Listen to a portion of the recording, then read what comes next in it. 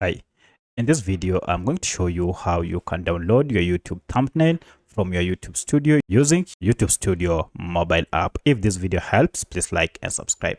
So the first thing you need to do is to go to your YouTube Studio app and log into your YouTube Studio and open any of the thumbnail that you wish to download. So if you wish to get any thumbnail for any video, just go find the video you wish to download the thumbnail. For instance, I'll wish to download the thumbnail for this video. Now just tap on it, and once you are here, you should see a pencil icon here to edit your video. Just tap on it. Again, you will see after you have tapped on it, you will see another pencil icon here. Tap on it, and now we have an option to download the thumbnail.